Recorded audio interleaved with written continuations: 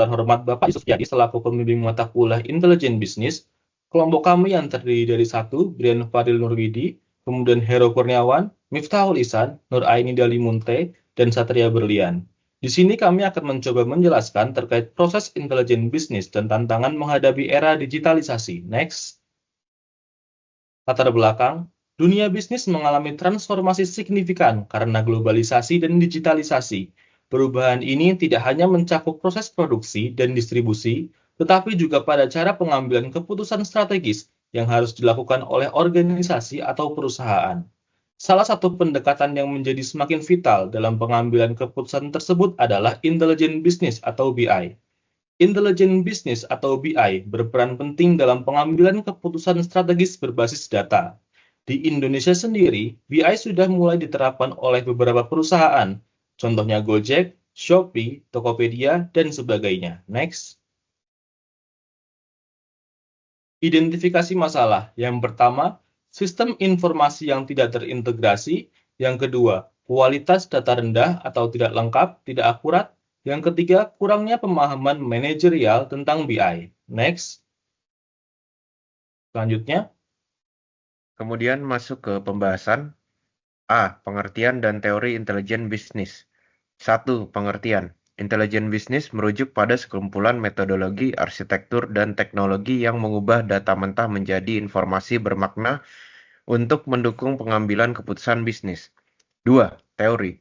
Menurut Turban et al. 2021, intelijen bisnis adalah seperangkat metodologi, proses, arsitektur, dan teknologi yang mengubah data mentah menjadi informasi yang bermakna dan berguna untuk tujuan bisnis. Next.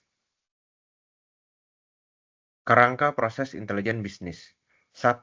Data collection. 2. Data integration and cleaning. 3. Analysis and modeling. 4. Presentation atau visualization. Next.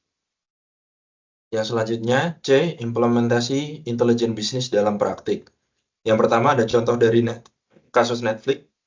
Netflix memanfaatkan BI untuk memahami perilaku penonton, seperti waktu menonton, genre favorit, dan kebiasaan berhenti menonton. Informasi ini digunakan untuk mengoptimalkan rekomendasi konten dan memproduksi serial orisinal, seperti House of Cards. Menurut Davenport, pendekatan ini mengurangi resiko investasi dalam produksi konten dan meningkatkan retensi pelanggan. Yang kedua, kasus Gojek. Gojek mengintegrasikan BI dalam hampir seluruh operasionalnya, mulai dari alokasi pengemudi, pemberian insentif, hingga prediksi permintaan layanan. Dengan sistem BI berbasis machine learning, Gojek dapat melakukan penyesuaian harga dinamis atau dynamic pricing dan mengidentifikasi potensi kecurangan dalam transaksi. Selanjutnya, D. Faktor-faktor yang mempengaruhi proses intelijen bisnis. Yang pertama ada kualitas dan ketersediaan data. 2. Infrastruktur teknologi informasi. 3. Kompetensi SDM. 4. Kepemimpinan dan budaya organisasi. 5. Regulasi dan keamanan data. Next. Tantangan intelijen bisnis di era digitalisasi. Yang pertama, big data dan kompleksitas analisis. Yang kedua, ketidaksiapan organisasi. Yang ketiga, resistensi terhadap perubahan. Yang keempat, kesenjangan digital dan biaya investasi. Yang kelima, isu etika dan privasi. Next. Strategi penguatan proses intelijen bisnis. Yang pertama ada pengembangan SDM. Yang kedua, investasi pada teknologi terbuka dan adaptif. Yang ketiga, ada tata kelola data yang kuat.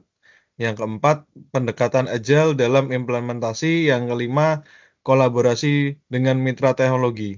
Next. Kesimpulan, intelijen bisnis membantu pengambilan keputusan berbasis data dan membutuhkan dukungan infrastruktur, SDM, serta budaya organisasi.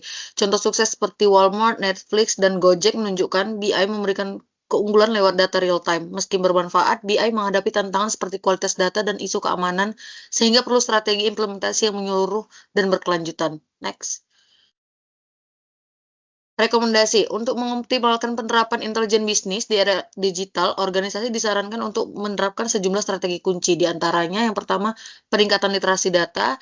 2. Investasi teknologi dan infrastruktur. Yang ketiga, penguatan tata kelola data. Yang keempat, pembentukan tim BI multidisiplin. Yang kelima, kolaborasi dengan mitra eksternal. Yang keenam, penerapan strategi agile, yang ketujuh komitmen manajerial terhadap BI, dan yang terakhir etika dan kepatuhan regulasi. Sekian dan terima kasih.